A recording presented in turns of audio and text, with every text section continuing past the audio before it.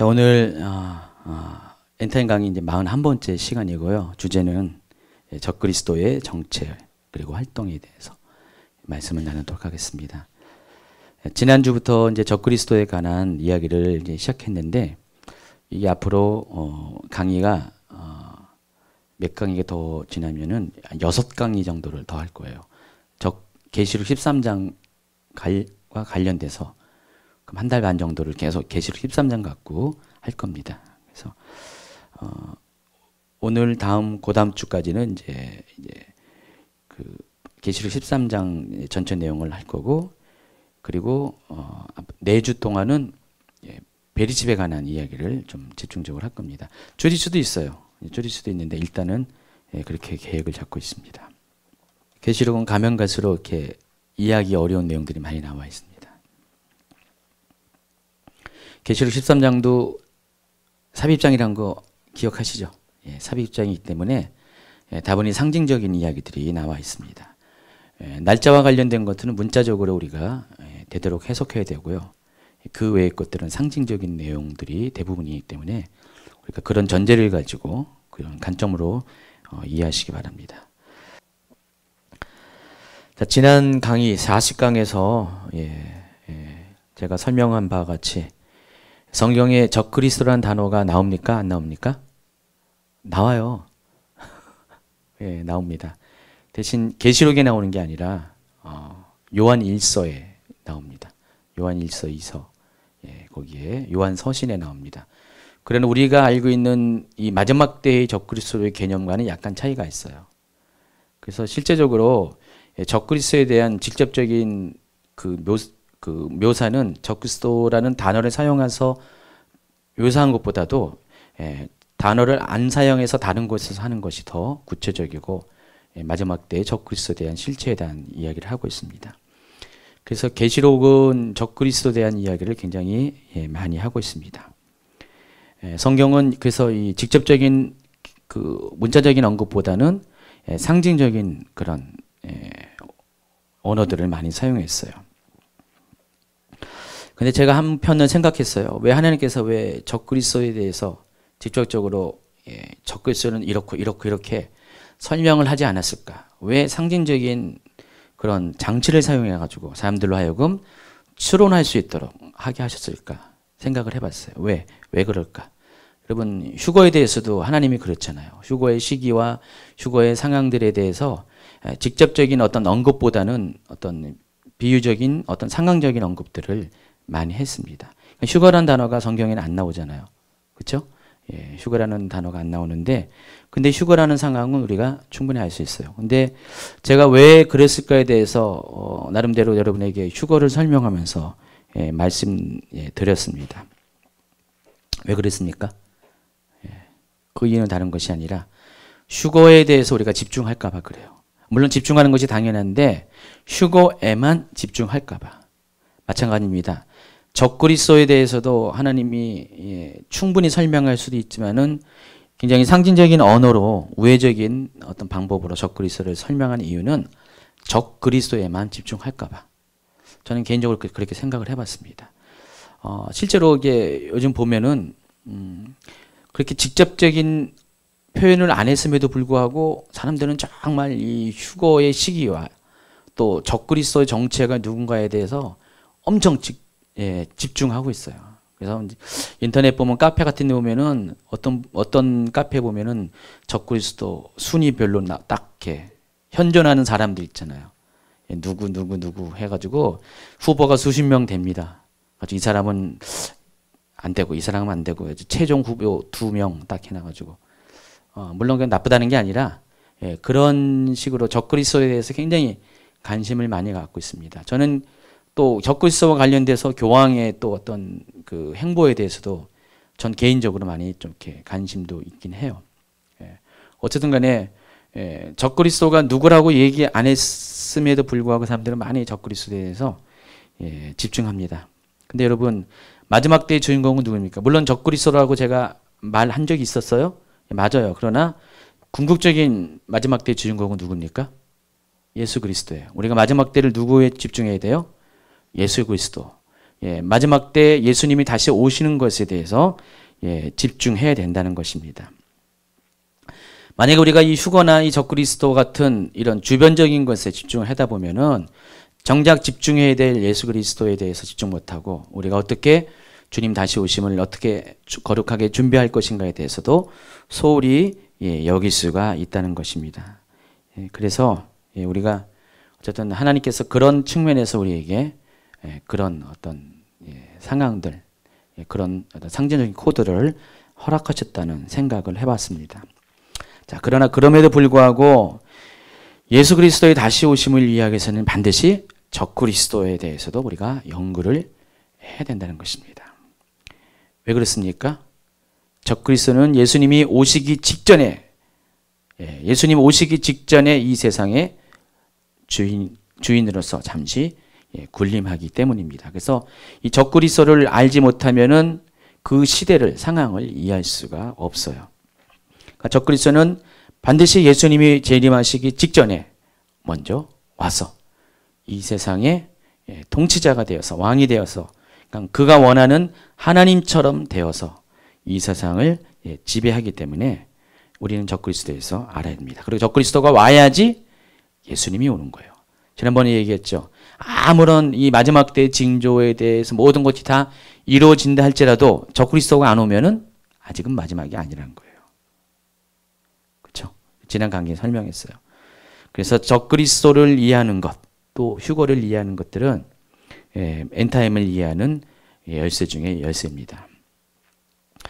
그래서 지난 시간에는 다니엘 7장의 작은 뿔에 대해서 또 다니엘 9장의 장차올 한 왕의 백성에 대해서 적그리스도의 상징적인 그런 모형들을 설명을 했습니다.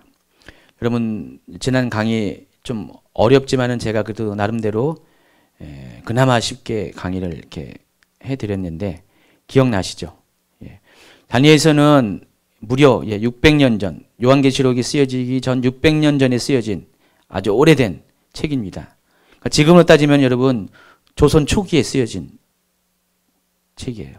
조선 초기에 쓰여진 책인데 600년 전에 뭘 예언했습니까? 적그리스도에 대해서 예언을 했어요. 그러니까 다니엘서를 보면 깜짝 놀랍니다. 어떻게 요한계시록과 아니면 이 바울서신에 나와 있는 적그리스도에 대한 묘사와 그렇게 동일한 이야기를 했을까? 굉장히 아주 놀랄 정도로 이 다니엘서는 아주 놀라운 그 마지막 때에 대한 예언을 담고 있습니다. 그래서 우리가 보통 구약의 종말서 하면은 다니엘서를 꼽습니다. 신약에도 종말 코드가 있는 많은 성경이 있는 것처럼 그러나 그럼에도 불구하고 계시록이 이 엔타임의 교과서인 것처럼 이 구약 성경에도 여러 마지막 때에 대한 종말적인 코드가 있는 그런 성경들이 군데군데 있는데 그 중에서 다니엘서는 신약의 계시록과 같은 역할을 하고 있다는 것입니다. 그리고 계시록에 나와 있는 묘사와 다니엘서에 나와 있는 묘사들이 적그리스도는 물론이고 예수님에 대한 묘사까지 또 하늘 보좌에 계신 하나님에 대한 묘사까지 완전히 동일해요. 그래서 한 하나님이 한 성령님께서 600년 전에 다니엘에게 보여줬고요. 그리고 600년 후에 요한에게 보여줬고요. 그리고 또 2000년 후에 우리 가운데 그 일을 실행시켜 주실 것입니다. 그 때문에 아무리 시간이 뭐 이렇게 오래됐든 간에 시간의 상황과 모든 것이 차이가 있을지라도 하나님의 마지막 때에 대한 계획은 과거나 현재나 미래에도 변함없이 동일하게 계획대로 진행된다는 것입니다. 그렇기 때문에 마지막 때는 반드시 와요. 우리는 웬만하면 마지막 때 안 오기를 마음 한편에 바라고 있을 수가 있어요. 그렇죠?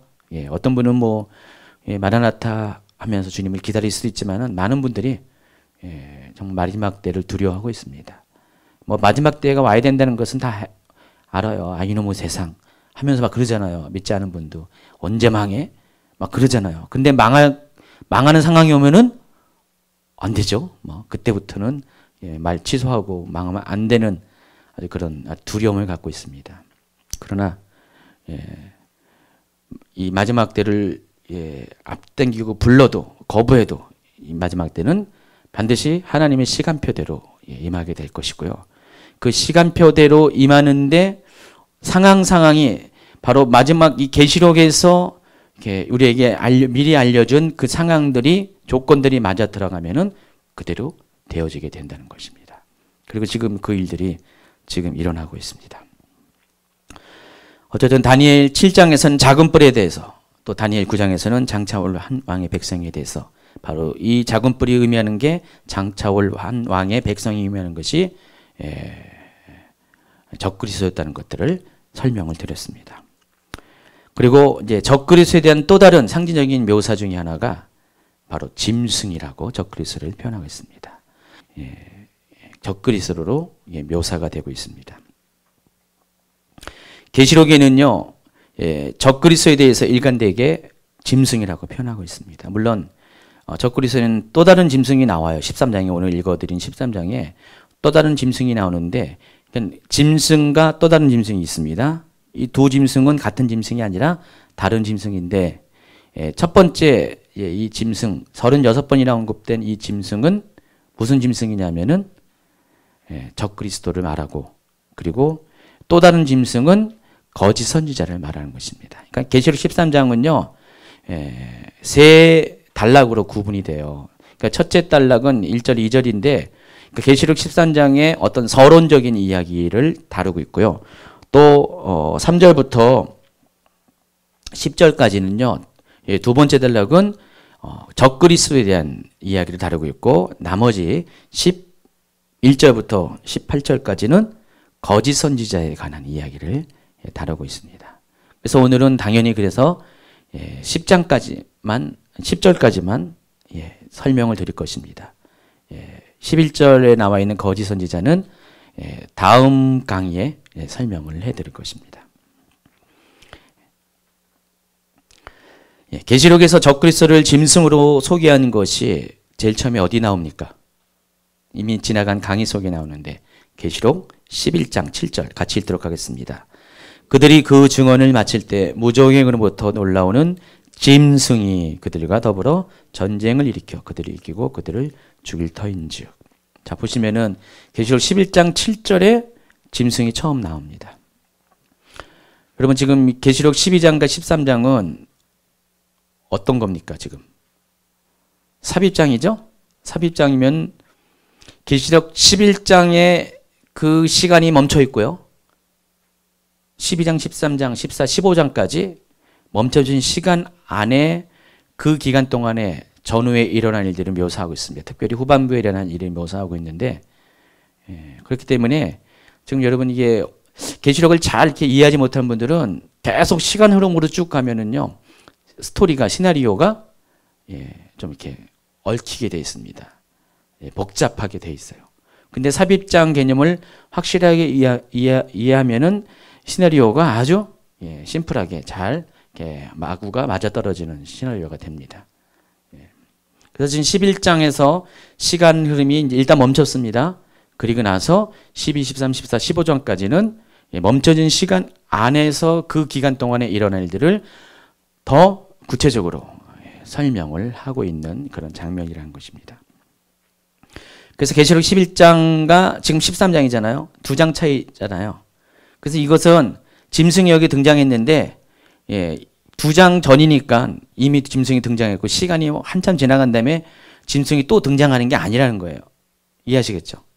이미 이 등장한 이 짐승에 대해서 13장에서 그래서 어떤 한 각도에서 관점에서 그걸 설명을 하고 있다는 것입니다.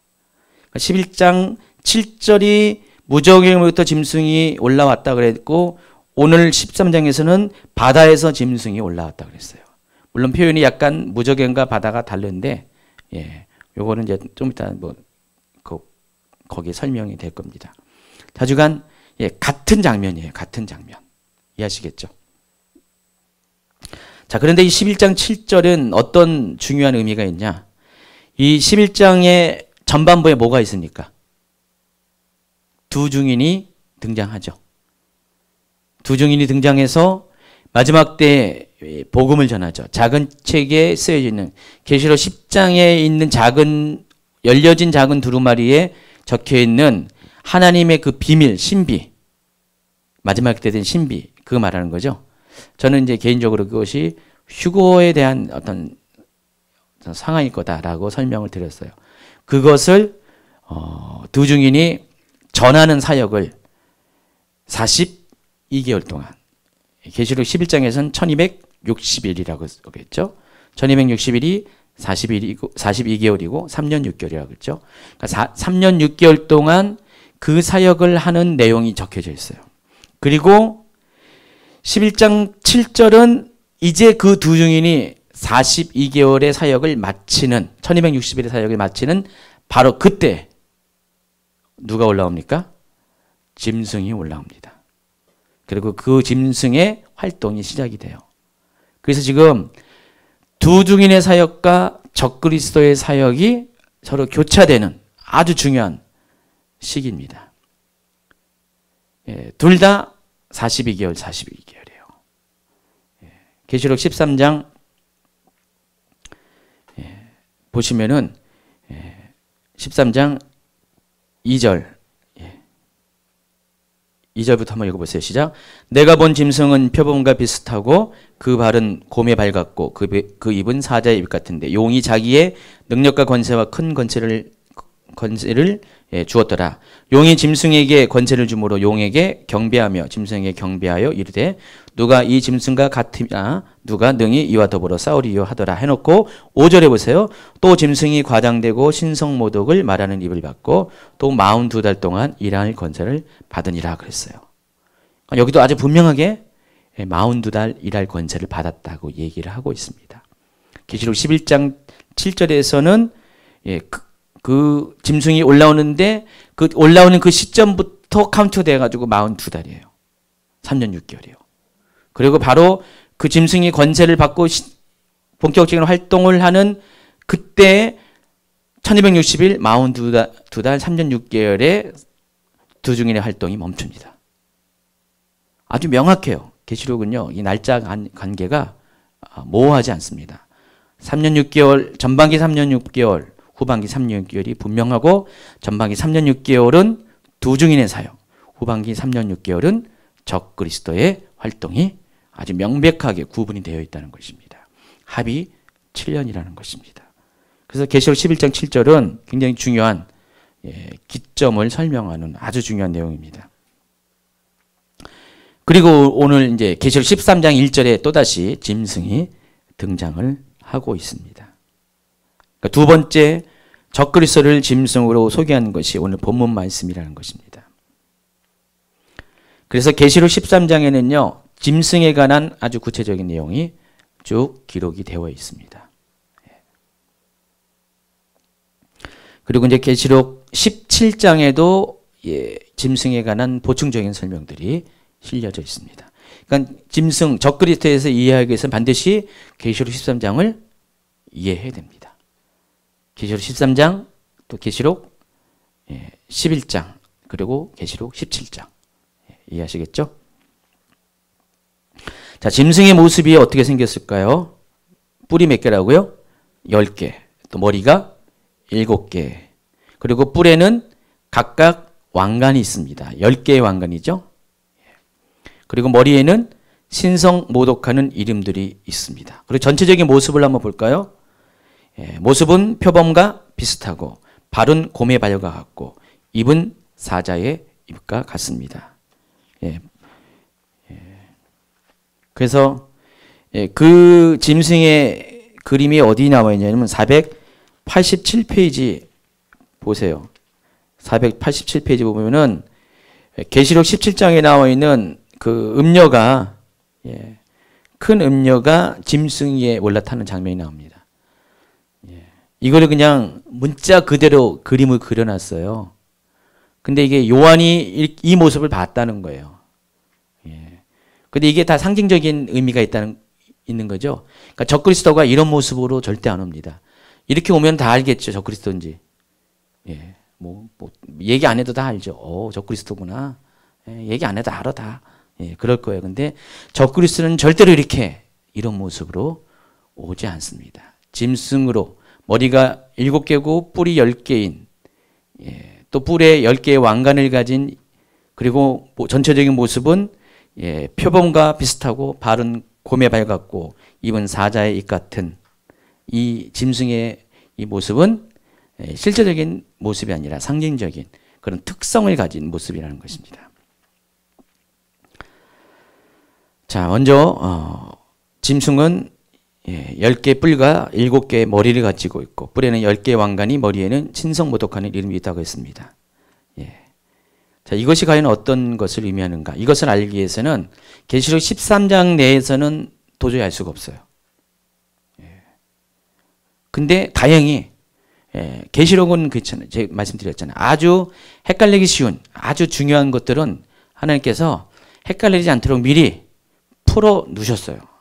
그러니까 많지는 않지만은 여러 가지 중요한 것에 대해서는 아주 분명하게 얘기했어요. 계시록 1장에 보면은 7별과 7촛대에 대해서 우리가 딴 생각할까봐 이상하게 생각할까봐 아예 분명히 얘기했잖아요. 7별의 비밀, 7촛대의 비밀에 대해서 계시록 1장 20절은 아예 분명히 얘기했어요. 그렇죠? 생각나시죠? 7별은 뭐라고 했어요? 7교회의 사자. 여기서 사자라는 것은 이 으르렁하는 사자도 아니고 천사도 아니고 뭐 영어 성경에는 엔젤이라고 표현한 맞지만은 천사도 아니고 실제로 바로 그 교회들을 치리하는 사도적인 그런 목회자를 말하는 것입니다. 감독들을 말하는 것이죠. 그리고 촛대는 7교회, 당시 소아시아 7개를 말합니다. 그러니까 우리가 이렇게 머리 굴릴까봐 막 이상한 소리 할까봐 아예 딱 해놨어요. 그리고 계시록 또 12장에는 용의 정체에 대해서 한 큰 붉은 용에 대해서 우리가 또 이것을 가지고 또 오해할까봐 이 용의 정체에서 뭐라고 했습니까? 마귀오 사단이라고 하고 또 뭐라고 했습니까? 옛뱀이고 또 사람을 온천하를 미혹해 하는 자. 그래서 용의 정체가 무엇인지를 확실하게 이야기했어요. 그리고 여기 또 짐승은 마찬가지로 짐승의 정체가 무엇인지를 아주 분명하게 해놨습니다. 그래서 짐승 갖고 여러분 오해하지 않도록 아주 하나님이 확실하게 해놨습니다. 계시록 17장 7절을 한번 읽도록 하겠습니다. 천사가 이르되 왜 놀랍게 여기느냐 내가 여자와 그가 탄 7머리와 10뿔 가진 짐승의 비밀을 내게 이르리라. 계시록 13장 1절과 비교해 보시면은 어때요? 그 똑같은 짐승에 대해 얘기했고 그 짐승의 모습이 어때요? 똑같죠. 머리가 7개, 뿔이 10개라는 것이 똑같죠. 자, 근데 8절부터는 이제 그 짐승의 비밀에 대해서 구체적으로 설명을 하고 시작합니다. 8절 읽도록 하겠습니다. 내가 본 짐승은 전에 있었다가 그리고 장차 무저행으로부터 올라와 멸망으로 들어갈 자니 땅에 사는 자들로서 창세 이후로 그 이름이 생명책에 기록되지 못한 자들이 이전에 있었다가 지금은 없으나 장차 나올 짐승을 보고 놀랍게 여기니라 그랬어요. 8절부터가 짐승의 정체에 대해서 이제 정확하게 설명을 하고 있습니다. 자, 여기 보시면은 이 8절은 짐승의 역사가 쫙 나와 있어요. 짐승의 일대기가 쫙 나와 있습니다. 과거, 현재, 미래. 과거는 뭡니까? 영어로 표현했잖아요. once was라고 써 있어요. 예전에 한 번 존재했었다는 것. 한 번 존재했다는 겁니다. 한때 존재했다는 것. 또 now is not. 지금은 존재하지 않는다. 그럼 사도 요한의 시대 때 말하는 거잖아요. 그렇죠?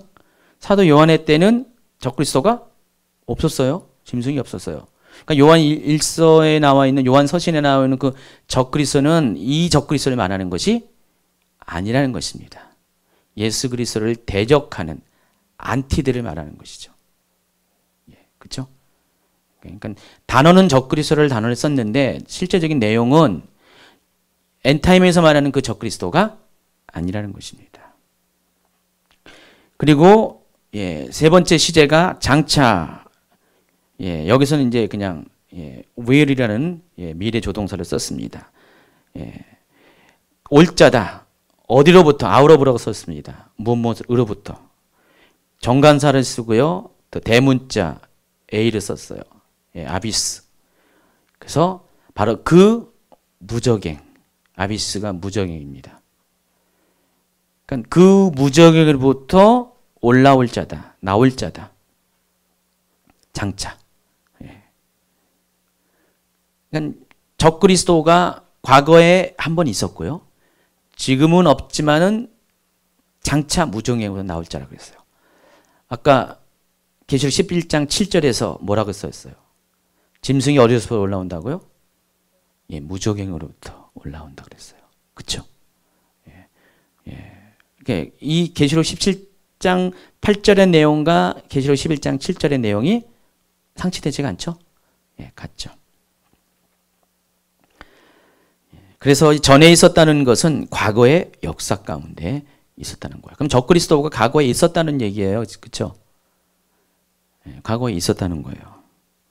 과연 언제가 과거에 있었을까? 그것도 궁금할 거죠. 좀 이따 설명을 하고요. 또 지금은 없다라는 것은 사도 요한의 시대 AD 1세기 말에는 없다는 거고요.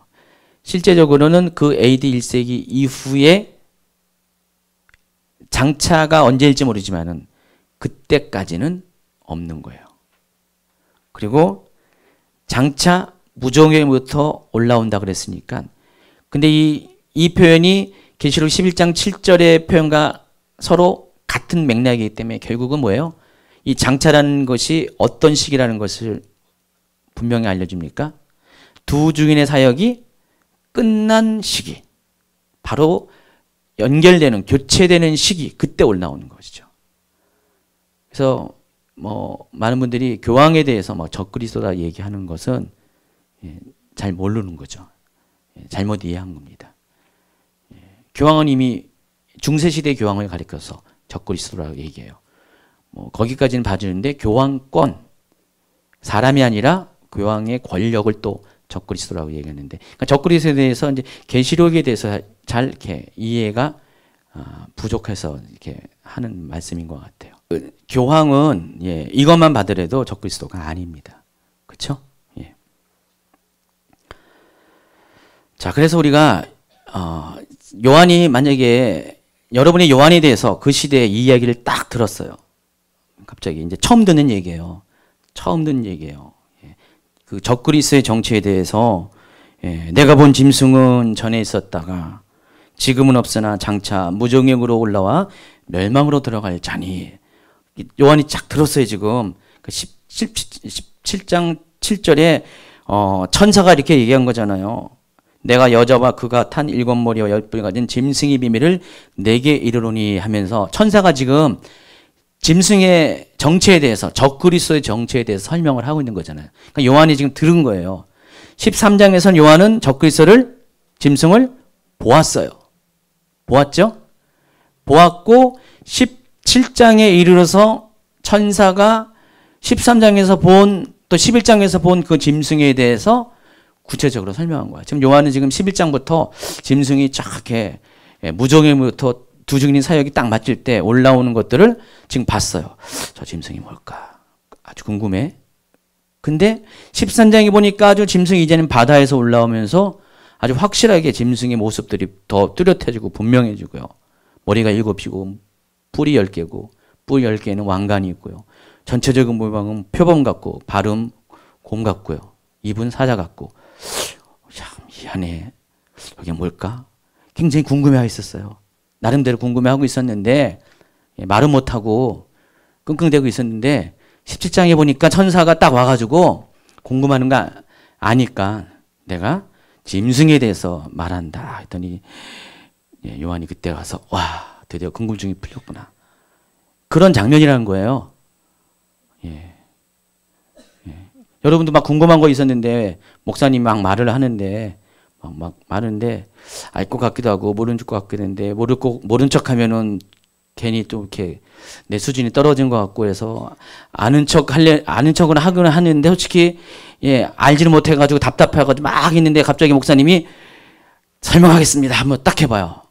막 그때 막 속이 풀리잖아요. 그 장면이라는 거예요. 이해하시겠죠? 예. 그래서 이 짐승이 8절부터는 이렇게 설명을 하고 있습니다. 근데 이 요한이 이야기를 딱 들었을 때 갑자기 전에 있었는데 한 번은 있었다. 그럼 요한은 우리와는 달리 유대의 역사를 알잖아요. 다니엘도 이미 아는 사람이 있잖아요. 그래서 딱 떠오른 사람이 있었어요. 요한은 다니엘서를 알고 있거든요. 7장의 내용도 알고 9장의 내용도 알고 11장의 내용도 다 알고 있었어요. 그쵸? 요한이? 그러다 보니까 딱 떠오르는 생각이 뭐였어요? 마태복음 24장에서도 예수님이 말씀하셨거든요. 예수님이 뭐라고 했어요? 다니엘을 언급하면서 깨닫기를 원했잖아요. 예수님이 마지막 때 징조를 쭉 얘기하면서. 물론 가로에 집어넣었지만은. 그렇기 때문에 이 사도 요한 같은 경우는 여기서 예수님이 이 얘기를, 아니, 천사가 이 얘기를 할 때 굉장히 그 부분에 대해서 감이 조금 왔어요. 그쵸? 감이 왔어요. 감이 와가지고, 그거 아닐까 생각을 하고 있었어요. 근데 그 후보가 누구였냐면, 누구요? BC 167년에 예루살렘을 점령해가지고 성전을 회파하고 거기다가 돼지 목을 따가지고 돼지풀을 뿌리고 예배도 못 드리게 하고 뭐 예배 드린 자들은 전부 다 죽이고 심지어는 어린아이까지 죽여가지고 엄마에다 목에 매달리고 막 온갖 만행을 저지른 자가 있었어요. 에피파네스 4세. 시리아의 에피파네스 4세가 딱 떠올랐어요. 이게 왜 중요하냐면은 그 일로 인해서 무슨 일이 있냐면 그 유명한 마카비 혁명이 일어난 거예요. 성경에는 안 나와 있지만은 중간기 시대 때 나와요. 구약과 신약이 사이에 400년 동안에 성경이 쓰여지지 않는 400년의 시기가 있었는데 그때가 중간기 시대예요. 신구약 중간사라 그래요. 거기에 가장 중요한 일이 뭐냐면은 바로 이 마카비 혁명이에요. 그래서 이 마카비 혁명에 의해서 유대 땅에 새로운 왕조가 들어섰어요. 하스모니안 왕조가 들어섰습니다. 이들은 뭐 다윗의 후손 그게 아니잖아요. 그래서 솔직히 구약 성경도 알고 다 알지만은 불과 채 200년 정도밖에 안 되는 그 전에 일어난 일이잖아요. 그러니까 구약 성경보다 더 가까운 시기에 일어난 거예요. 말라기가 BC 4세기에 쓰여진 거예요. 4세기에 쓰니까 가장 늦게 쓰여진 구약 성경보다 200년 뒤에 쓰여진 200년 뒤에 일어난 일이에요. 그래서 더 기억이 생생할 거예요. 그리고 워낙에 그 에피파네스 4세가 악독한 것을 했기 때문에 그래도 아무리 다른 그런 침략자들은 성전만큼은 그래도 물론 바벨론이 성전을 여기 무너뜨린 건 맞지만은 성전을 이렇게 모욕하는 것은 그런 일은 없었어요. 그래서 그 유대인들은 아주 그냥 치를 떨고 기억하고 있었거든요. 잊힐 수가 없었죠. 그렇기 때문에 요한도 지금 전에 있었다라고 했을 때 그리고 이미 다니엘 7장, 9장, 11장에서 언급했던 그 적그리스도의 그 모습들에 대해서 이미 알고 있었기 때문에 에피파네스 4세 속으로 생각을 하고 있었다는 거예요. 그렇다니까요. 요한이 그랬다니까요. 그랬어요. 그래서 요한은 지금 그것을 딱 예전에 있었다면 그 에피파네스 4세를 기억합니다. 근데 에피파네스 4세가 어떻게 해요? 죽었잖아요. 죽었어요. 지금은 존재하지 않아요. 그런데 장차 또 그런 존재가 올 것이다. 그러면 에피파네스 4세가 부활해가지고 옵니까? 아니죠. 바로 그러한 똑같은 행동을 할 자가 온다는 것이죠. 에피파네스 4세는 다니엘 7장, 9장, 11절을 말씀을 성취시킨 사람이에요. 그대로 말씀 그대로 했어요. 예언한 그대로 에피파네스는 그렇게 성전을 모독하는 일들을 했습니다. 근데 그러한 일들이 역사 가운데 또다시 반복이 될 것인데 그때는 장차 무적임으로부터 누가 올라올 때요? 짐승 적그리스도가 올라올 때, 진짜 적그리스도가 올라올 때 그런 일이 생길 것이라는 것입니다. 그래서 이 마지막 때 등장할 적그리스도는 이 에피파네스 4세가 한 똑같은 방식으로 예루살렘에 있는 하나님의 성전에 들어가서 자기를 하나님이라고 자처하고 자기의 우상을 세워서 사람들하고 경배하고 또 예배를 그치게 한다는 것입니다. 이 모든 것이 다니엘서에 예언한 그대로 이루어진다는 것입니다. 예수님도 이걸 경고했다고 했죠. 아까 마태복음 24장 15절 시작. 그러므로 너희가 선지자 다니엘이 말한 바 멸망에 가져간 것이 거룩한 곧 성전을 말합니다. 선 것을 보거든 읽는 자는 깨달을진저 해놓고 데살로니가 후서 2장 4절 시작. 그는 대적하는 자라 신이라고 불리는 모든 것과 숭배함을 받는 것에 대항하여 그 위에 자기를 높이고 하나님의 성전에 앉아 자기를 하나님이라고 내세우니라. 자, 예수님도 예언을 했고 사도 바울도 장차올 그런 적그리스도에 대해서 바울 서신에서 이렇게 경고를 했다는 것입니다. 자, 보시면은 다니엘도 그렇고 사도 요한도 그렇고 사도 바울도 그렇고 예수님도 똑같이 다 적그리스도를 같은 관점에서 바라봤어요. 다 묘사하는 게 똑같잖아요. 그런 존재가 바로 적그리스도라는 것이죠. 그래서 적그리스도는 하나님을 대신해서 스스로 자신이 하나님처럼 경배받기를 원하는 특징을 가진 존재. 이게 적그리스도라는 것입니다. 자, 그런데 보면은 그 8번째 왕이 무저갱으로부터 나온다 그랬어요.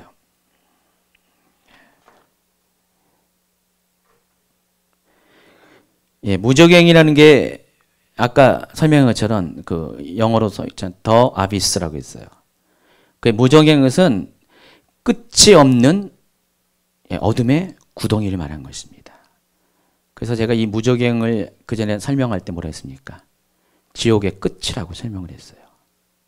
이 지옥의 끝에, 그러니까 땅 속에, 지옥이라는 것은 땅 속에 있는 감옥을 말하는 거잖아요. 우리가 살고 있는 이 물리적인 이 땅 밑에 들어가면은 지옥이 있다는 거예요.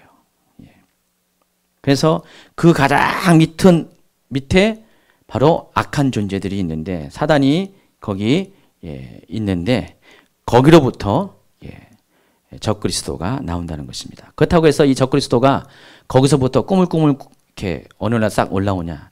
또 그건 아니에요. 이것도 상징이에요. 적그리스도의 존재가 바로 그런 근원적인 그런 어떤 존재로서 있다가 올라온다는 그런 뜻이죠. 그렇죠? 뒤에 나오는 이 바다에서 온다는 것도 마찬가지예요. 적그리스도가 배 타고 온다는 것이 아니라 이 바다라는 개념은 뭐예요? 이스라엘 사람들에게 아직 경험하지 못하는 두려움의 장소예요. 이스라엘은 좌우지간 나중에는 바다를 통하는 그런 영토를 얻었지만은 한동안은 바다를 접할 수 없는 광야 사람이었어요. 그렇기 때문에 바다는 안 가봤기 때문에 수영할지 모르잖아요. 바다에 익숙한 사람들은 바다에 대해서 뭐 두려움이 별로 없는데 바다에서 모르니까 막 두려움의 용세예요. 그런 공간입니다. 그러니까 성경에서 바다라고 얘기할 때는 세상을 의미하기도 하고 두려움의 장소를 의미하기도 합니다. 그러면 이 적그리스도는 어떻게 옵니까? 세상으로부터 오는 거죠. 그러니까 무적인과 바다는 다 문자적인 것으로 이해해서는 안 됩니다. 상징으로 이해해야 됩니다. 그래서 그는 멸망으로 들어간다 그랬어요. 그러니까 결국 심판을 받은 운명이라는 것입니다. 데살로니가 후서 2장 3절 시작. 누가 아무렇게 하여도 너희가 미혹하지 말라. 먼저 배도하는 일이 있고 저 불법의 사람 곧 멸망의 아들이 나타나기 전에는 이르지 않으리라. 그러니까 적그리스도는 필연적으로 멸망할 존재라는 것입니다. 자, 9절 10절 17장 9절 10절을 한번 읽도록 하겠습니다. 지혜 있는 뜻이 여기 있으니 그 7머리는 여자가 앉은 7산이요 또 7왕이라 5은 망하였고 하나는 있고 다른 하나는 아직 이르지 아니하였으나 이르면 반드시 잠시 동안 머무리라 그랬어요. 여기서 이 산으로 표현하는 것은 산입니까? 뒤에 보니까 뭐라고 했어요? 왕이라 그랬잖아요. 산은 왕입니다. 근데 이 왕은 일반적인 왕을 말하는 것이 아니에요. 조그만 나라의 왕을 말하는 것이 아니라 역사적으로 한 획을 그은 제국을 말하는 것입니다. 그래서 지난번에 제가 지난 강의 때 이걸 얘기했죠. 이건 제가 얘기하는 게 아니라 다 동의해요. 이것은 제국을 의미하는 것이라고. 근데 우리가 그 제국이 나타나는 시기에 대해서 주목을 해야 합니다. 계시록이 AD 95년경에 쓰여졌습니다. 따라서 우리가 이 일곱 왕을 이해하기 위해서는, 일곱 제국을 이해하기 위해서는 AD 95년을 기준으로 여기 표현들을 다 이해해야 돼요. 여기도 똑같이 과거, 현재, 미래가 나와 있죠. 과거에는 몇 개의 나라가 있었습니까? 5개의 나라가 있었는데 이미 망했다 그랬어요. 어느 나라입니까? 표에 나왔죠. 이집트, 아수르, 바벨론, 페르시아, 그리스. 이 5제국. 그러니까 AD 95년을 기준으로 합니다. 그리고 현재 있는 나라, 지금 있는 나라가 뭡니까? 로마 제국 당연히. 그리고 아직 이르지 않는 한 나라가 있습니다. 그것이 문제로다. 그것이 중요한 거죠.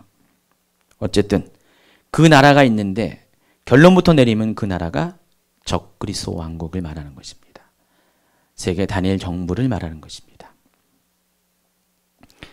그렇게 짐승과 관련돼서 이 7개의 제국을 소개하면서 5개 이미 망한 제국, 현재 있는 제국, 그리고 마지막에 도달할 적그리스도 세계 그 단일 정부는 다 어디에 속한 거예요? 짐승 안에 속한 거예요. 짐승의 머리잖아요. 그 짐승은, 적그리스도는 이 7개의 나라들과 전혀 무관한 게 아니라 이 짐승으로부터 이 7개가 나왔다는 뜻이에요. 결국은. 그 뭐예요? 이 각 나라들이, 제국들이 갖고 있는 속성들, 모습들을 가진 자가 바로 짐승이라는 거예요. 적그리스도라는 거예요. 그럼 적그리스도는 앞서 있었던 AD 95년을 기준으로 5개의 나라와 또 그때의 로마 제국과 그리고 장차 도래할 또 다른 세계 그런 정부의 모든 속성들을 다 갖고 있어요. 그리고 그들을 다 다스리고 영향을 끼치는 존재가 된다는 것입니다. 자, 그런데 로마 제국 이후에 아직 이 세상을 지배한 민족이 없습니다. 나라가 없습니다. 세계 제국이 없어요. 여러분, 미국? 아닙니다. 물론 미국이 강대한 나라가 맞아요. 그러나 미국 수준도 안 돼요. 지금 중국이 막 부상하고 있는데 아닙니다. 앞으로 이 존재할 나라는요, 온 세상을 완전히 다 지배하는 나라. 현재 이 지구상의 나라가 약 200한 10몇 개 정도 되죠. 210개 정도 제가 기억하기로는 그 나라가 있는데, 그 나라 전체를 다 식민지 삼을 수 있는 그런 권세를 가진 나라예요. 앞에 있는 제국들은요, 한 지역만 이렇게 다스렸어요. 그나마 로마 제국이 가장 넓은 지역을 다스렸는데 마지막 존재할 그 나라는 그와는 상대가 안 되는 전 세계 모든 것을 지배할 그런 나라가 등장한다는 것입니다. 그렇기 때문에 미국은 아니라는 거예요. 중국도 아니고 아직은 그 나라가 도래하지 않았어요. 장차 도래하게 했는데 가장 가능성 있는 게 뭐냐? 세계 단일 정부밖에 없어요. 이것은 의심할 나위 없이 그 7번째 왕에 해당하는 것은 세계 단일 정부밖에 없다는 것입니다. 자, 그런데 이 왕은 잠시 머무른다고 그랬죠. 잠깐 동안 머무른다고 했어요. 여러분 딱 머리에 떠오르잖아요. 잠깐 동안. 그 잠깐이 얼마일 것 같아요. 예언과 분별학교 공부하시면 잠깐이면 오시리니 그 잠깐이 2000년이 됐는데, 그 잠깐이 2000년이 될 수도 있겠죠. 근데 여기서는 다른 이 계시록에 나와 있는 이 잠깐이라는, 잠시 동안이라는 이 코드를 종합해 보면은 3년 6개월을 가리키는 것을 우리가 충분히 알 수가 있습니다. 그래서 이 나라는 3년 6개월 동안 유지할 겁니다. 길게 잡으면 7년이죠. 핵심적으로 세상을 완벽하게 컨트롤하는 시기는 3년 6개월이고요. 7년 동안 이 나라가 존속하게 될 것입니다. 이걸 이렇게 봐도 이 잠시 존재할 나라의 후보는 역시 세계 다니엘 정부밖에 없어요. 7년 환란 가운데 후 3년 반의 기간 동안에 적그리스도를 왕을 삼아가지고 적그리스도를 경배하는데 모든 총력을 기울이는 그런 나라. 그것은 바로 세계 다니엘 정부밖에 존재할 수밖에 없다는 것입니다. 계시록 13장 5절을 보면은 또 짐승이 과장되고 신성모독을 말하는 입을 받고 또 42달 동안 일할 권세를 받았다 그랬어요. 바로 요 기간. 3년 6개월의 권세를 받는 요 기간. 이 기간이 바로 잠시 동안 머무를 기간이라는 것입니다. 그럼 일곱왕은 아주 분명해졌죠. 정체가. 일곱왕 첫 번째 이미 망한 5개 왕은 어느 나라예요? 이집트 또 써있잖아요. 여기요. 아수르, 바벨론, 페르시아, 헬라, 그리스. 그리고 지금 있는 왕은 뭐라고요? AD 95년을 기준해서 로마. 그리고 장차 올 아직 이르지 않는 왕은 바로 적그리스도 왕국. 결국 세계 단일 정부라는 것입니다. 자, 그런데 이렇게까지만 설명하면은 이해하기 쉬운데 11절에 보면은 약간 헷갈리게 또 만들었어요. 전에 있었다가 지금 없어진 짐승은 8째 왕이니. 자, 전에 있었다가 지금 없어졌다. 근데 전에 아까 이 표현이 어디다 그랬어요? 17장 8절에 보면 내가 본 짐승은 전에 있었다가 지금은 없어졌다 그랬어요. 그것을 그대로 이제 11절에 따왔어요. 그러면 그 전에 있었다가 지금은 없고 장차 무정에부터 올라온다는 것은 아까 뭐라 그랬어요? 적그리스도라고 그랬잖아요. 지금 전에 있었다가 지금 없어진 짐승 그러나 장차 올 짐승을 가리켜서 적그리스도인데 그걸 가리켜서 여기서는 8째 왕이라고 했어요. 7번째 왕을 소개했고요. 7개의 왕을 소개했고 갑자기 뚱딴지같이 한 왕을 또 소개하는 거예요. 그러니까 헷갈리죠. 근데 더 헷갈린 것은 이 8째 왕이 7 중에 속했대요. 뭔 말을 하는 건지 도대체. 무슨 퀴즈를 내는 거지 수수께끼를 내는지 알쏭달쏭하잖아요. 알쏭달쏭하죠. 수학 잘하시는 집사님도 알쏭달쏭하죠. 수학이면 편하죠 이게. 완전히 이런 아주 황당한 논리도 없잖아요. 이해가 안 돼요. 또 다른 제국이 등장한다는 것입니까? 그러면 일곱 제국 말고 7 나라 말고 또 다른 나라가 등장한다는 것입니까? 세계 단일 정부 말고 또 다른 나라가 아니죠. 여기 단서가 있어요. 8번째 왕인데 뭐라고 했어요? 7 중에 속한 자라 그랬어요. 각설하고 해답을 이해하면은 니은, 가로 니은에 있습니다. 이 7 중에 속한 자를 직역을 하면요. 헬라어를 직역하면은 한번 읽어볼까요? 그가 7 왕들로부터 나온다. 문법적으로 관계의 소유격이라고 했어요. 그러니까 7 중에 속한 8번째 왕이라는 것입니다. 이거 아까 제가 이미 설명한 것처럼 이 7 왕은 짐승의 7개의 머리라고 그랬잖아요. 그럼 이 제국들은 다 짐승의 속성을 가진 적그리스도의 왕국들이에요. 다 이 7개 왕국들이요.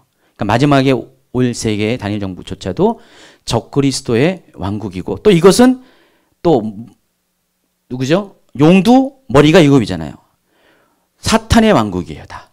이 모든 7개의 왕국은 다 적그리스도의 왕국이고 사탄의 왕국. 다시 말해서 처음부터 사탄이 세운 나라. 적그리스도가 세운 나라라는 것입니다. 그러니까 적그리스도부터 왔어요. 그렇기 때문에 8번째 왕인데 이 8번째 왕은 7 중에 속했다는 것은 그러니까 7 중에 속한 8번째 왕이라는 것은 이 8번째 왕의 속성이 뭐라고요? 앞에 설명한 7개 왕들, 이 제국과 같은 본질적으로 같은 동일한 본질을 가진 그런 왕이라는 것입니다. 보시면 13장 2절이 그걸 증명해요. 내가 본 짐승은 적그리스도를 말합니다. 표범과 비슷하고 표범은 바벨론 의미합니다. 다니엘서 얘기할 때 설명했죠. 기억 안 나시겠지만 그 발은 곰과 같아 그랬어요. 페르시아를 말하는 거예요. 곰은. 또 사자는 그리스를 말하는 것인데, 예. 그러니까 짐승의 모습이 뭐라고 했어요? 바벨론의 속성, 페르시아의 속성, 그리스의 속성을 다 갖고 있어요. 그러니까 전체적으로는 바벨론과 같은 그런 나라라는 거예요. 바벨론이 어떤 나라입니까? 성전을 멸망시키고 이스라엘을 포로로 잡아간 그 왕국 중에서 가장 악랄한 왕이고요. 특별히 그때 당시에 그 왕인 느부갓네살은요, 아주 지독한 왕입니다. 아주 잔인한 왕입니다.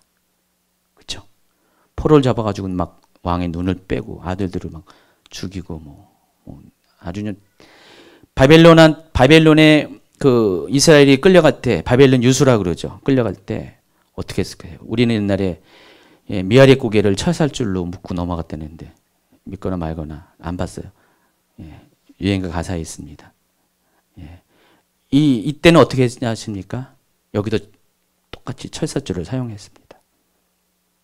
철사줄을 발과 발을 뚫어가지고 묶고 완전히 아주 잔인하게 끌고 갔어요. 그 유다가 망했을 때 아주 처참하게 망했습니다. 성은 다 무너졌잖아요. 성읍이 완전히 해파됐잖아요.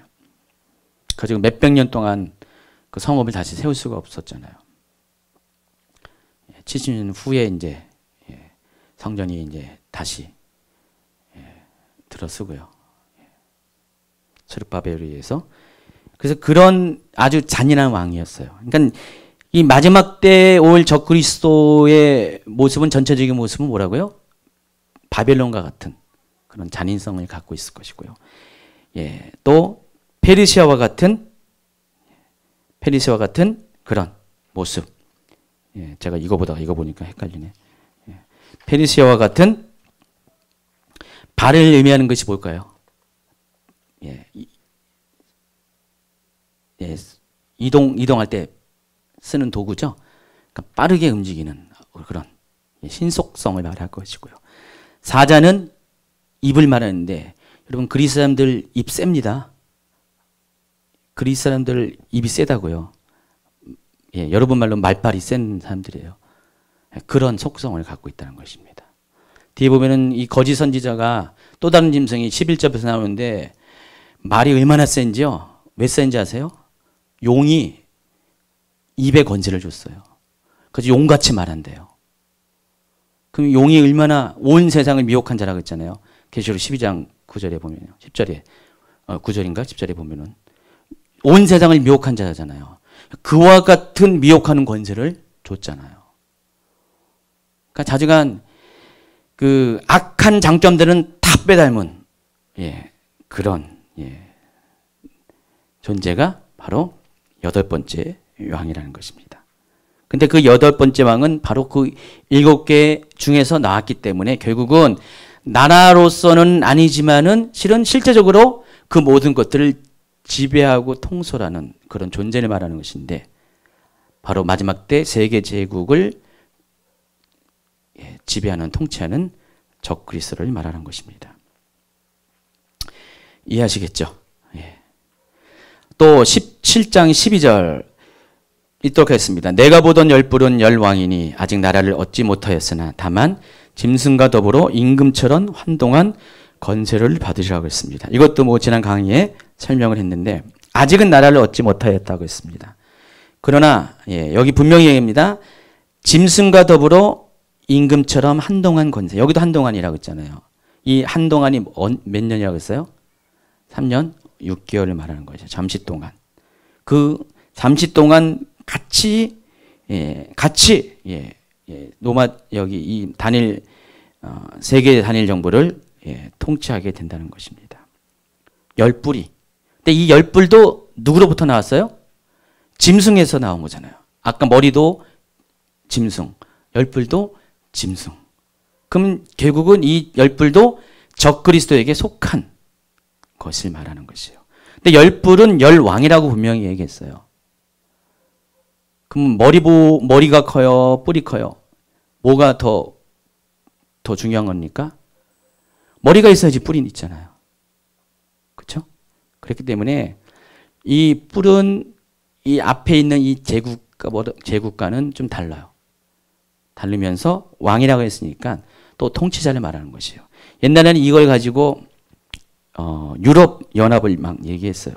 그러니까 로마 제국의 영토 가운데 장차 세워질, 그러니까 유럽 가운데 세워질 10개의 나라가 마지막 때 10왕이다. 그렇게 얘기해서, 근데 때마침 뭐가 생겼냐면은 1991년에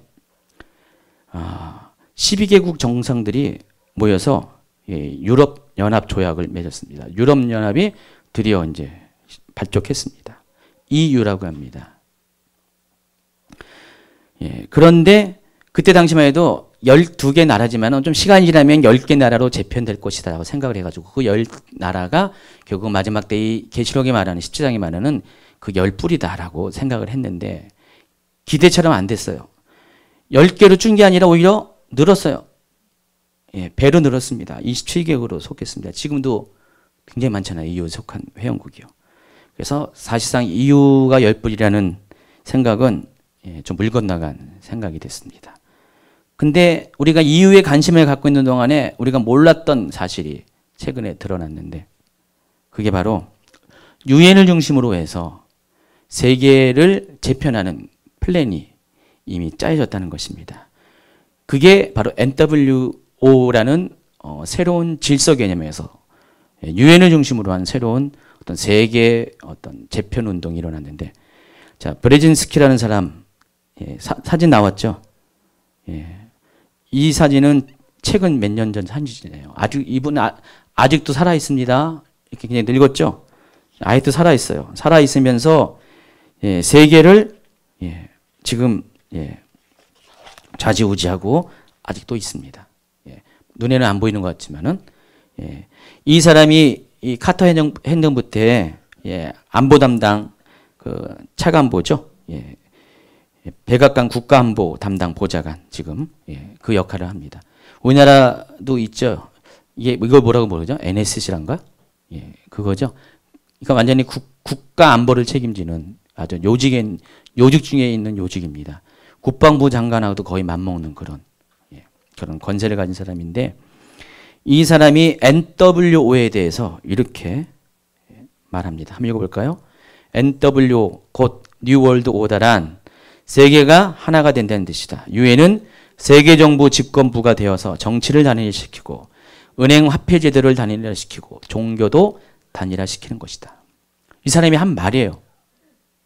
사람들이 뉴 월드 오더가 뭐냐고 자꾸만 질문하니까 이 사람은 굉장히 저게 브레인이에요. 아주 머리가 좋은 사람입니다. 이 사람이 이렇게 설명을 합니다. 그리고 그 유엔의 계획 가운데 전 세계를 10개 지역으로 나누고 그것을 유엔이 통제한다는 그런 플랜을 짰어요. 이미 짜놨다는 것입니다. 그게 이제 그 지도가 이렇게 나와 있는 거예요.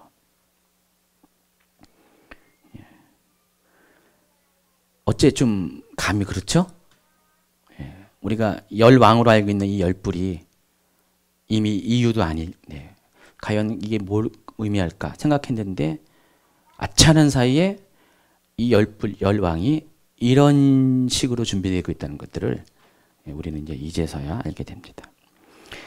결국 이 마지막 대환란 기간 동안에 권세를 가지고 적그리스도의 왕국을 같이 섬기는, 그러니까 적그리스도 왕국의 지역을 맡아서 일종의 분봉왕처럼 지역을 맡아서 결국은 세계의 단일 정부를 충성하는 그러한 지역 어떤 리더십,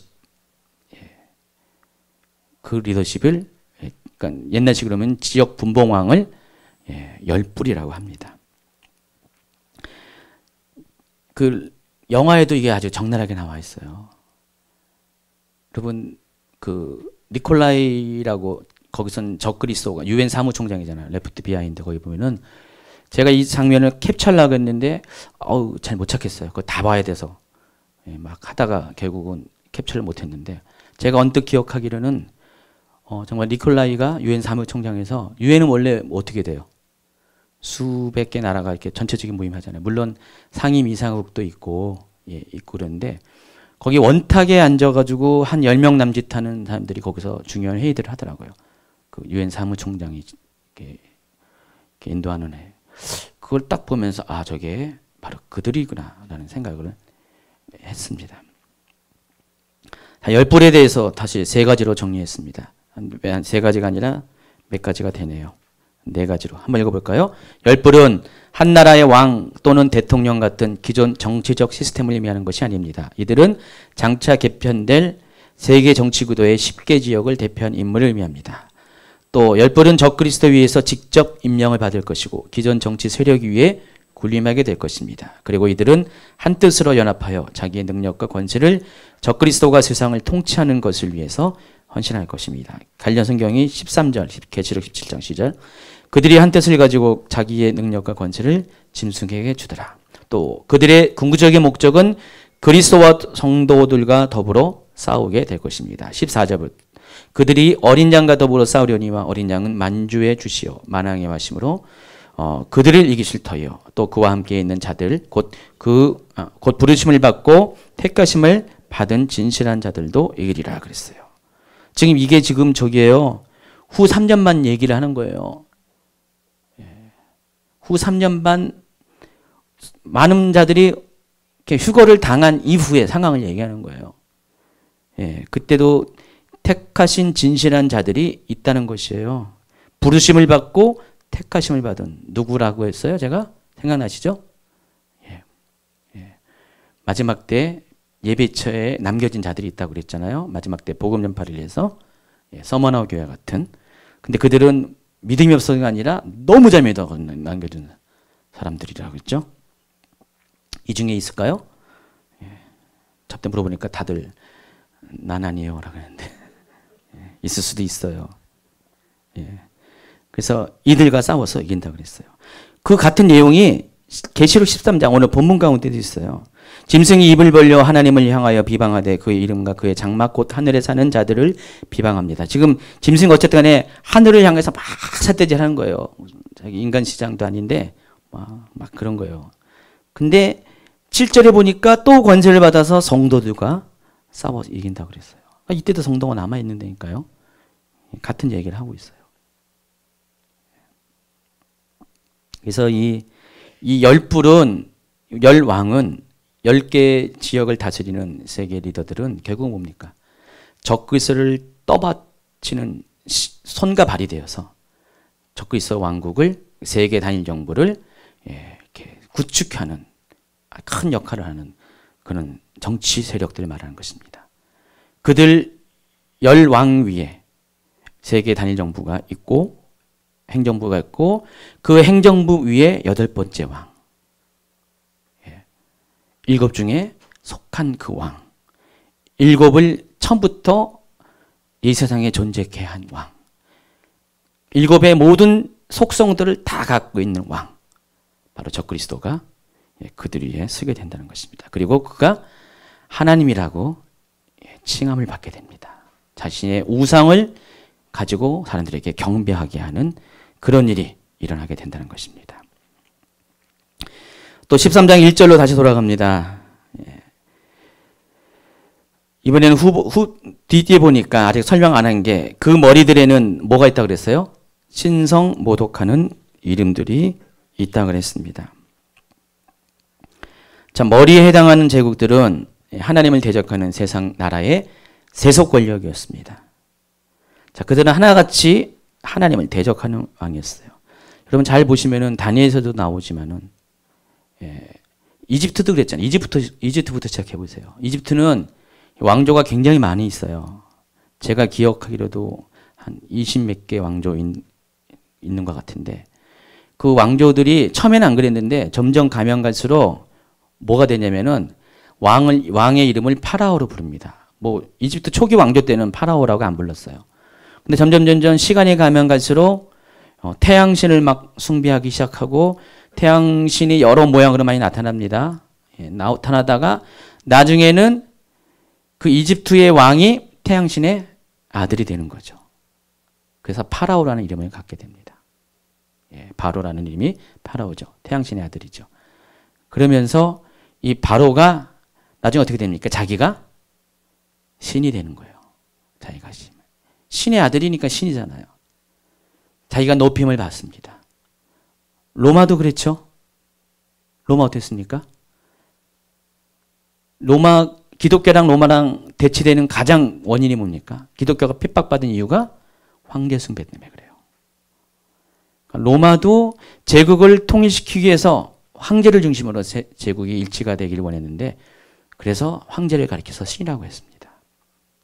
네로 황제 지나면서 점점 신의 반열로 들어가게 되죠. 그러니까 황제가 신인데 다른 모든 열방과 그런 종교를 가진 사람들은 자기 종교도 믿지만은 그래도 황제도 신으로 섬기는데 오직 기독교인만은 안 그러니까. 그래서 핍박이 있었던 거죠. 여러분, 페르시아도 마찬가지나요. 신상을 세워가지고 모든 사람에게 경배하게 해서 했잖아요. 뭐 이런 일들이 제국마다 다 있었던 거예요. 크고 작은 일들이. 그러니까 그 머리들에는 다 뭐라고 했어요? 7 머리에는 다 신성모독하는 힘이 있다는, 이 의미는 이름에 무슨 띠를 들러가지고 신성모독 이렇게 쓴 게 아니라 그 모든 나라들이 그와 같이 하나님의 이름을 망령되이 일으키고 자신들이 왕이 되는 그런 시도들을 다 했다는 것입니다. 여기 제가 해놨네요. 이걸로 보니까 전체가 안 보여가지고. 다니엘서 3장 1절 시작. 느부갓네살 왕이 금으로 신상을 만들었으니 높이는 60규빗이요 넓이는 6규빗이라. 그것을 바벨론 지방에 두라 평지에 세웠더라. 느부갓네살 왕이 사람을 보내어 총독과 수령과 행정관과 모사와 재무관과 재판관과 법률사와 각 지방 모든 관원을 느부갓네살 왕이 세운 신상의 낙선식에 참석하게 하며, 이에 총독과 수령과 행정관과 모사와 재무관과 재판관과 법률사와 각 지방 모든 관원이 느부갓네살 왕이 세운 신상의 낙선식에 참여하여 느부갓네살 왕이 세운 신상 앞에 서니라. 선포하는 자가 크게 외치려되 백성들과 나라들과 각 언어로 말하는 자들아, 왕이 너희 무리에게 명하시나니 너희는 나팔과 피리와 수금과 삼형금과 양금과 생황과 및 모든 악기 소리를 들을 때 엎드려 느부갓네살 왕이 세운 금 신상에 절하라. 누구든지 엎드려 절하지 않은 자는 즉시 맹렬히 타는 풀무불에 던져놓으리라 하였더라. 그래서 다니엘의 세 친구들이 들어갔다가 나왔습니다. 자, 이것이 역사입니다. 이것이 바로 오늘 계시록에서 얘기했던 17장에 얘기했던 계시록 13장 1장에 말하는 신성모독하는 이름의 의미라는 것입니다. 곧 우상화 정치를 말합니다. 적그리스도가 정부가 되었으면은 그런 일이 똑같이 재현된다는 것입니다. 재현되는 정도가 아니라 아주 확실하게. 그래서 더 이상 어느 누구도 빠져나갈 수 없는 강력한 시스템을 만드는데, 그게 뭐냐면은 바로 짐승의 표 666이라는 것이죠. 이전에는 그런 시스템이 없었어요. 도망갈 수도 있었어요. 근데 그때가 되면 도망갈 수가 없습니다. 도망가봤자 곧 세상 끝이기 때문에 하여간 심판받는 자의 위치가 되든지 아니면은 심판이 임하기 전에 죽을 수밖에 없어요. 순교할 수밖에 없는 그런 상황이 오게 된다는 것입니다. 자, 표범과 비슷하고 곰의 발 사자의 입을 가졌다는 거 아까 설명했지만은 다니엘 7장의 네 짐승의 모습과 동일합니다. 다니엘서에 나와 있죠.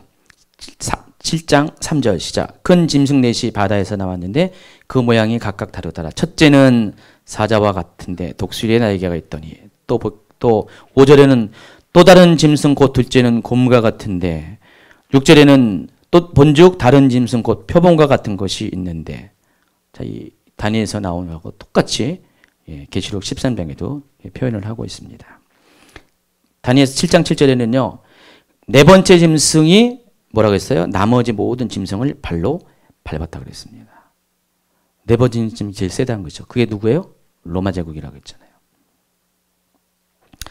아까 설명했던 이 13장 1절에 나오는 이 바다. 내가 보니 바다에서 한 짐승이 나오는데 뿌리 열이요. 아까 설명 여기 다 많이 읽었고요. 근데 요거와 관련돼서 다니엘서 7장 3절을 보니까 보세요.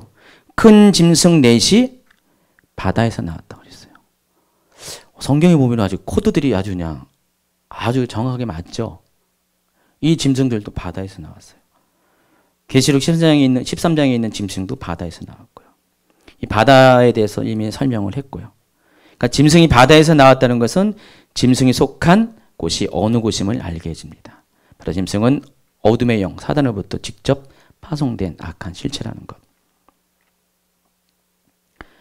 또 계시록 11장 7절에 무적행으로부터 왔다는 것과 17장 8절에도 똑같이 무적행으로부터 왔다는 것도 같은 이야기를 하고 있다고 했습니다. 이거 아까 설명했습니다. 이번에 3절입니다. 그의 머리 하나가 상하여 죽게 된 것 같더니 그랬습니다. 자, 이 부분에 대한 해석이 여러 가지 있습니다. 자, 요한에 살던 시대에는요, 네로 환생설이라고 있었어요. 네로 환생설. 과연 뭘까요? 네로가 자살한 걸로 알고 있잖아요, 공식적으로요. 근데 네로가 안 죽었다는 거예요. 실은 죽은 게 아니라 동방에 파르티아라는 곳으로 갔다가 다시 많은 군대를 거느리고 왕권을 회복하러 올 것이라는 그런 루머가 그때 퍼졌었어요. 지난번에 적그리스도에 대한 오해 중에 하나가 네로가 있잖아요. 네로의 이름값이 661억 했는데 안 맞잖아요. 근데 나중에 본명을 보니까 N자가 하나 더 붙어가지고 보니까 그게 616이었잖아요. 그래서 50이 빠져있어 합치니까 666. 네로가 적그리스도다. 이름값을 보니까. 그거와 연관돼서 네로 환생설이 있었어요. 그러니까 이 부분을 그렇게 해석한 거예요. 머리 하나가 상하여 죽게 되었는데 그러니까 네로가 죽었다가 다시 살아났다. 또 어떤 분들은 교황권의 회복을 여기에 빗대서 얘기합니다. 교황이 막 중세시대 세상을 지배했다가 교황이 어떻게 했어요? 권세를 다 잃어버렸죠. 1700 몇 년이죠. 그때 잃어버렸죠. 그리고 나서 지금은 잠잠한 것 같은지만 마지막 때 되면 다시 교황이 살아날 것이다. 교황권이. 그래서 적그리스도가 될 것이다. 그런 얘기. 또 어떤 사람은 공산주의. 이런 식으로. 이런 식으로 이 부분을 오해 같은 해석을 합니다. 근데 여기서 말하는 이 머리는 문맥상 마지막 8번째 왕이에요. 그러니까 지금 7 중에 하나가 그렇다는 거예요. 근데 이 적그리스도는 8번째 왕이라는 것이에요. 그래서 앞에 말한 이런 오해들과는 번지수가 틀리다는 것입니다. 어쨌든 지금은 잘 모르겠어요. 적그리스도에게 어떤 일이 생길지는 모르겠지만은 그런 적그리스도가 처음에는 흰말을 타고 첫째니 떼어질 때 7년 환란의 초반부에 옵니다. 그리고 평화지역을 통해서 세계를 하나가 되게 합니다. 이스라엘과 아랍을 분쟁해서 화평관계로 바꿉니다. 뭐 힘을 얻습니다. 그런데 적그리스도가 그 중간에 뭔 일이 생기는 것 같아요. 예언을 보면은. 근데 잘은 모르겠어요. 치명적인 어떤 권력의 상처가 있습니다. 그러나 그럼에도 불구하고 다시 살아납니다. 다시 회복하고 이로 인해서 적그리스도의 리더십이 인정을 받게 된다는 것입니다. 자, 이것이 언제 일어납니까? 바로 전 3년 반 동안에 일어날 것입니다. 그리고 뒤에 4절부터는요. 4절부터는 후 3년 반 기간 동안의 일에 초점이 맞춰져 가지고 적그리스도의 본격적인 활동이 이루어지게 된다는 것입니다. 계시록 13장을 아까 제가 이렇게 설명했는데 요거 그거 다시 한 번 더 설명하면은 1절과 2절은 적그리스도의 정체에 대해서 개론적인 이야기를 하고 3절은 전 3년 만의 활동을 얘기하는 거고 아까 그의 머리 하나가 상하여 죽게 갔더니 죽게 된 상처가 나음에 온 땅에 놀랍게 여기다 그랬어요. 그리고 4절과 10절에는 후 3년 만의 활동이 나오고요. 그리고 11절과 18절은 거리스 선지자 활동이 나옵니다. 이런 얘기가 쭉 나와 있고요. 어쨌든 전 3년 반 동안에 적그리스도는 아직은 절대적인 권력을 갖고 있는 건 아니에요. 아직 권세를 받지 못했어요. 그러니까 42개월 동안의 권세가 아직 있는 건 아니고요. 그 기초 작업을 하고 있는 시즌인 것 같아요. 사람들의 전폭적인 인정을 받지 않았습니다. 그냥 죽은 것 같았어요. 그러나 다시 권력이 살아날 때 그때가 전 3년 반 42개월이 지나고 두 주간의 사역이 이제 종결된 바로 그때. 가만히 보면요. 예수님의 십자가와 부활을 모방하는 것 같아요. 죽은 듯 다시 살아나는 거. 사탄은요. 아주 별걸 다 따라합니다. 또 보면은 누가 이 짐승과 같으냐 누가 능히 이와 더불어 싸우리요 그랬습니다. 드디어 이제 용이 짐승에게 권세를 주는 장면이 나옵니다. 읽어볼까요? 4절 시작. 용이 짐승에게 권세를 주므로 용에게 경배하며 짐승에게 경배하며 이르되 누가 이 짐승과 같으냐 누가 능히 이와 더불어 싸우리요 하더라 그랬습니다. 성경은 여러분 이렇게 잘 읽어야 돼요. 아주 주의 깊게 읽어야 되는데 용이 짐승에게 권세를 이때 준다는 거예요. 앞에 3절까지는 전 3전반까지는 아직 권세가 없는 거예요. 그러니까 죽은 듯이 살았던 거죠. 그러나 이때부터 권세를 주고 이때부터 42개월 동안의 권세가 이어집니다. 그러면서 보세요. 용에게도 경배하고 짐승에게도 경배합니다. 사탄에게도 경배하고 적그리스도에게 경배하면서 누가 이 짐승과 같으냐 누가 이와 더불어 싸우리요. 그러니까 지금 짐승이 용과 같아졌어요. 용의 권세, 사탄의 권세. 그러니까 적그리스도가 사탄의 권세를 갖게 됩니다. 그 영화도 보니까 그 적그리스도로 표현된 그 유엔 사무총장 니콜라이가 처음에는 아주 그냥 유약한 모습으로 나왔다가 이제 딱 시간이 지나니까 완전히 신성을 받게 돼요. 영적인 존재가 돼버립니다. 인성 플러스 신성이 막 추가되는 거. 거기도 영화에 묘사가 되어 있어요. 후반기 하니까. 그런 일이 생긴다는 것입니다. 그러니까 용과 짐승을 비교한 것 보시면 알겠지만은 그림에 보시면은요. 왼쪽이 용, 오른쪽이 짐승. 보면은 머리가 다 7개, 뿔도 7개. 그렇죠? 근데 용은 뭐가 달라요? 머리에 7왕관.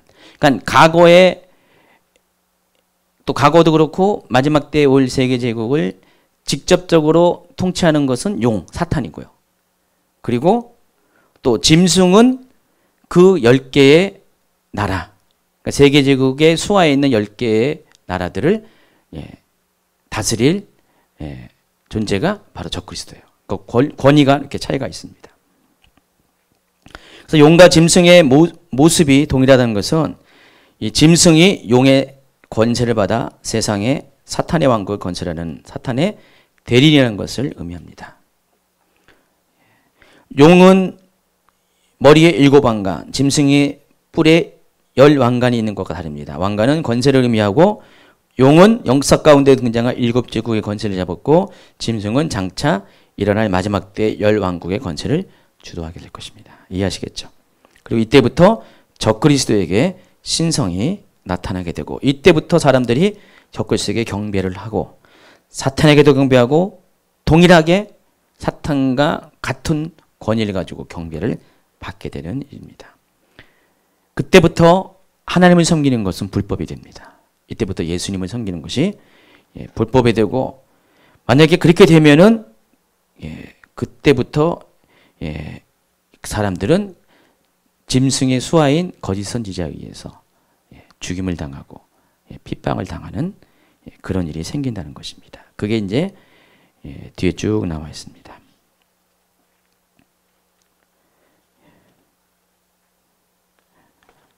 그래서 12장 13장 6절을 보면은 5절부터 보면은 한 가지 더 얘기하면은 짐승이 과장되고 신성모독을 말하는 입을 받고 짐승이 입을 벌려 하나님을 향하여 비방했다 그랬어요. 자, 이걸 보면서 아까 제가 이미 설명했는데 적그리스도는 용으로부터 말하는 입, 말의 권세를 받습니다. 짐승이 과장되고 신성모독을 말하는 입을 받았다는 것은 누구로부터 받았다고요? 용, 사탄으로부터 받았다는 거예요. 42달 동안 일할 권세도 누구한테요? 용, 사탄한테 받은 거예요. 그러니까 짐승은 적그리스도는 다 모든 것이 사탄에서 온 거예요. 예수님이 마치 모든 것이 신성이 하나님으로부터 온 것처럼 똑같이 모방을 합니다. 그래서 말에 권세가 있습니다. 그러니까 용이 처음부터 온천하를 깨는 자이기 때문에 적그리스도도 사탄으로부터 온천하를 깨는 말의 권세를 받게 됩니다. 뒤에 보면은 11절에 보면요. 13장 11절에 보면은 다음 주에 거지만은 또 다른 짐승이 올라오는데 이번에는 땅에서 올라옵니다. 무적행도 아니고 바다도 아니고 땅입니다. 계시록을 보면요, 단어 하나하나가 다 의미가 있어요. 그냥 지나칠 수가 없어요. 이 땅은 뭡니까? 바로 세상으로부터 온다는 뜻이죠. 그래서 거짓 선지자는 신성이 없어요. 근데 이 어린 양같이 둘뿔이 있고 뭐라고요? 용처럼 말을 한다고 그랬어요. 거짓 선지자는 용처럼, 사탄처럼 말의 규제가 된다는 것입니다. 역사상 적그리스도의 모형 중에 하나가 히틀러입니다. 적그리스도 후보 중에 하나가 히틀러였어요. 지난 강의 얘기했는데, 히틀러가 연설하는 장면을 혹시 보신 분? 뭐 그때 안 살아서 못 봤다. 유튜브 보면 다 나와요. 와, 히틀러 말하는 거 보면 대단합니다. 독일 사람들이요, 히틀러한테 다 미혹당한 거였어요. 그때 당시. 얼마나 말을 잘하는지. 그냥 제스처를 치면서 입에서 그냥, 와, 그렇게. 제가 얼마 전에 신천지 그 영상을 잠깐 봤는데, 그 이만희 봤죠? 말 진짜 잘하더라고요. 그쵸? 그 사람들이 그 말에 다 현혹되는 거예요. 저는 감사한 게 제가 말 주변이 별로 없어요. 용같이 말을 못해서 너무 감사합니다. 근데 실은 사람들이 말로 세상을 막 미혹하는 게 많아요. 그러니까 말 한마디에 사람들이 다 넘어가요. 그쵸? 이 이단에 속한 데는요, 그 교주의 말이 다 세요.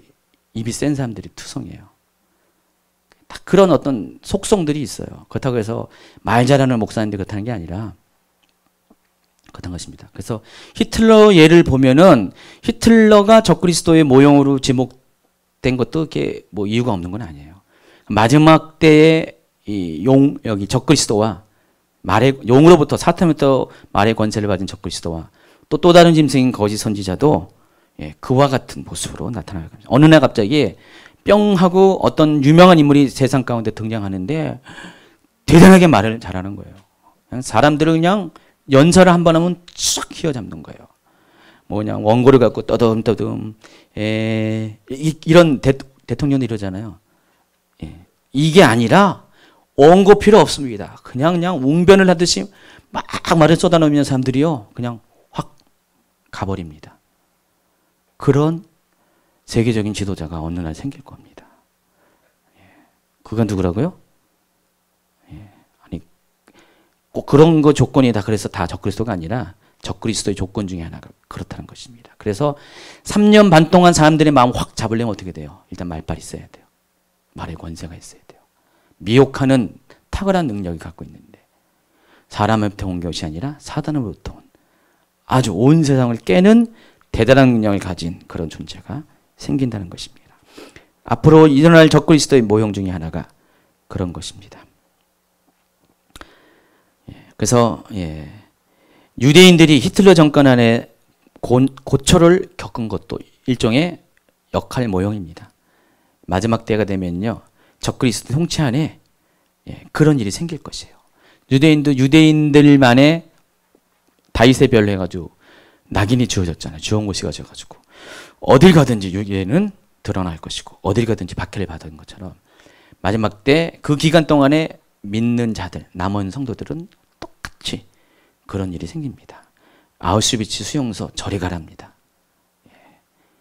거기는 좀 그래도 살아난 자도 있는데 마지막 때는요, 다 죽습니다.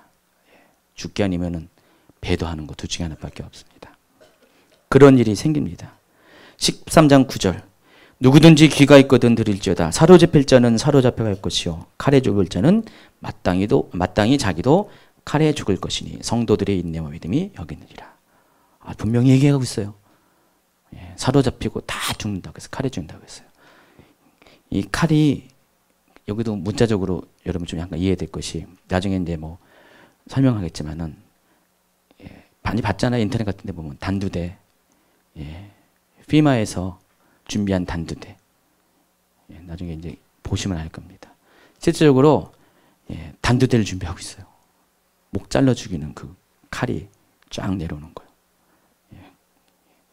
왜냐면 성경에 보면은 계시록 20장 4절에 5절에 보면은요, 목 베어 죽인 자들에 대해서 나와요. 성경이 그냥 그대로 설명하고 있으니까 그 방식대로 죽일 거라는 거예요, 성도들을.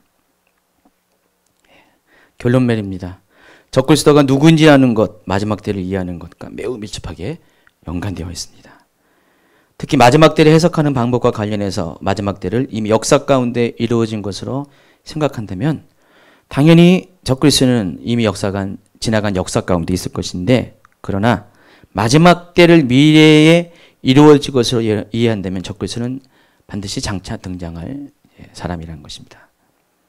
적그리스도를 세 가지로 제가 합참 정리하면, 적그리스도는 신말을 타고 옵니다. 세상에 평화를 가져와서 7년 동안 세상을 지배합니다. 3년 6개월은 죽은 것처럼 보입니다. 다시 살아납니다.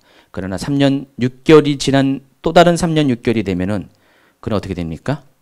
용으로부터 42개월 동안 일할 권세를 갖습니다. 용이 자기의 모든 능력과 권세를 다 준다고 그랬어요.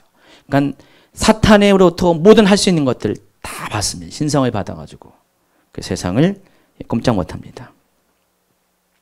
그래서 이전에 이스라엘과 세웠던 이 부분도 이제 다음 주에 더 구체적으로 설명할 것인데, 7년 계약을 파기하면서 3년 6개월 뒤에는 오히려 그가 화평의 상징으로 허락했던, 짓게 했던 그 제3성전에서 오히려 자기가 하나님이 되어서 우상을 올려놓고 섬김을 받으려는 그런 일이 생긴다는 것입니다. 그리고 그리스도께서 지상에 재림할 때 마지막 전쟁을 통해서 멸망을 받고 심판을 받게 됩니다. 계시록 19장 20절.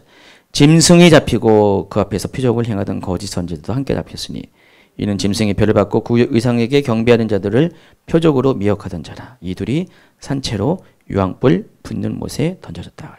여기서 이 계시록 19장 20절은 적그리스도와 거짓 선지자에 대한 심판이 나와 있습니다. 그리고 20장에 넘어가면은 용에 대한 심판이 나오는데, 용은 두 번에 걸쳐서 1, 2차 심판을 받는데, 첫 번째 이 아마겟돈 전쟁의 결과로서 용은 무적행, 원래 있었던 무적행에 갇히게 되고요. 천년왕국이 지난 후에 용도 똑같이 먼저 적그리스도가 들어갔던 이 둘째 사망, 유황불 붙는 영원한 지옥 가운데 던져지게 되는 그런 심판을 받게 됩니다. 자, 이것이 적그리스도의 일생이에요. 적그리스도에 대한 성경에서 말하는 대략입니다. 자, 이런 사람이 적그리스도고, 적그리스도는 이렇게 올 거고 활동을 하게 될 것입니다. 그래서 여러분, 혹시 적그리스도가 오거든 저한테 좀 알려주세요. 알려주시면 제가 또 강의 중에 설명을 할 테니까. 근데 제가 아직은 안 온 것 같아요. 혹시 적그리스도 본 사람 있어요? 아직 못 봤죠? 그러니까 적그리스도는 이런 모습을 갖고 옵니다. 그래서 여러분이 앞으로 적그리스도가 올 때, 이 사람이 그리스도라는 것들을 제가 이렇게 설명한 걸 통해서 분별을 하시고요. 그리고 적그리스도만 집중하는 것이 아니라 적그리스도에 집중해야 될 이유는 적그리스도가 와야지 예수님이 오시기 때문에, 예수님이 이제 오시는 때라는 것들을 여러분이 그때 깨닫기 바랍니다. 듣는 자가 복이 있습니다. 모르면은요, 모르는 상태로 그냥 적그리스도가 왔는지, 세상이 멸망하고 가는지, 예수님이 다시 올는지 모르고 그냥 지나갑니다. 그러다가 그냥 미혹당하고 넘어지고요, 권세 가운데 굴복하고요, 예수님을 부인하고 배도하는 일들이 엄청 많이 생길 것이에요. 이제 앞으로 여러분 마지막 때에 대한 지식을 통해서 깨닫고 준비해서 마지막 때를 이기는 지혜로운 자, 축복받은 여러분 되길 바랍니다.